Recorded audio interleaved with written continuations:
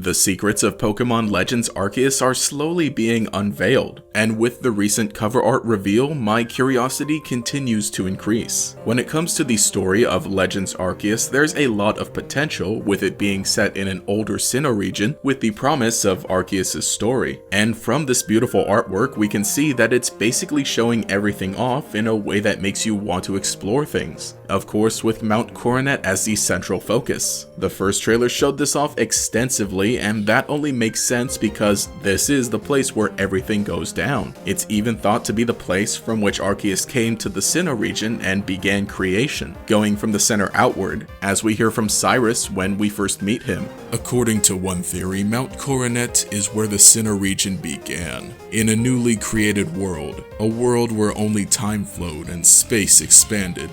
It's not super clickbait worthy, but there is a noticeable structure sitting at the very top. We know that in modern day, this would be what's known as Spear Pillar, though rather than being in ruins over time, it seems to be complete, again from the very little we can see, so that's neat. We do also know that in modern day, Spear Pillar is where you gain access to the Hall of Origin, where Arceus is. At least it would be if the Azure Flute was ever actually officially released. But as this was originally intended to be the location where Arceus would be encountered, I'd say it's canon. With how open the exploration of Legends Arceus seems to be, I do wonder how soon we'll be able to reach Mount Coronet and Spear Pillar at the top. I think that it might make sense for the Azure Flute to actually be in the game and to be obtained later in the story, to keep whatever interaction there is with Arceus for the very end of the game. But it does make me wonder what the potential conflict of the game will be. There's very little that we have to go off of, but I kind of don't think there will be an evil team like traditional Pokemon games. And I don't think that the main conflict will be between Arceus and, say, Giratina, because they probably last saw each other thousands of years ago, back when Giratina was first banished to the Distortion World. A bit of a weird idea, but what if Arceus itself serves as the antagonist? Going back to the first encounter with Cyrus at Mount Coronet, he continues after explaining the theories of Sinnoh's origin by saying, "There should have been no strife, but what became of that world? Because the human spirit is weak and incomplete, strife has appeared.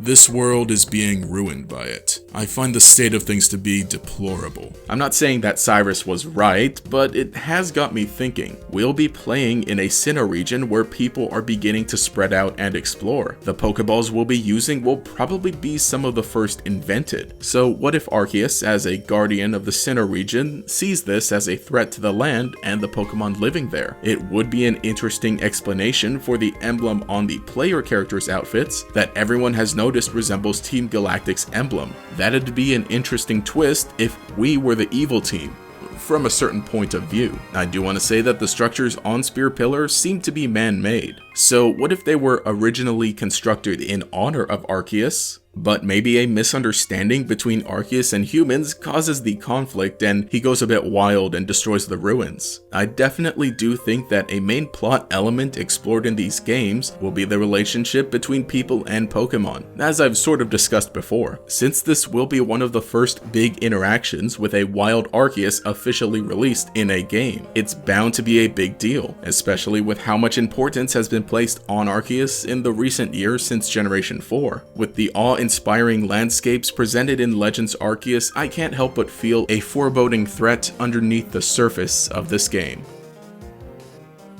But anyway, hey, this is GatorX, and let me know what you think what's going on in Legends Arceus in terms of maybe the story, or at least with Spear Pillar, Mount Coronet, all that going on. Again, getting that brand new artwork, the cover art, and this, the full image, absolutely beautiful. I love it, and I'm glad, we have that. It just looks so nice.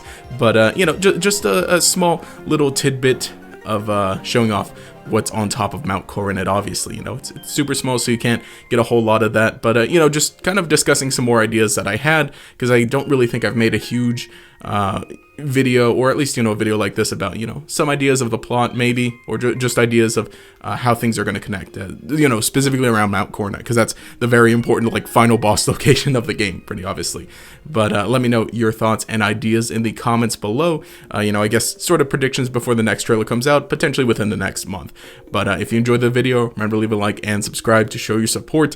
If you'd like to, you think I deserve it, there's the applause button down below next to likes and dislikes. But otherwise, you can enable notifications. It'll make sure you see each new video as it comes out. Anyway, this has been GatorX. Have a nice day.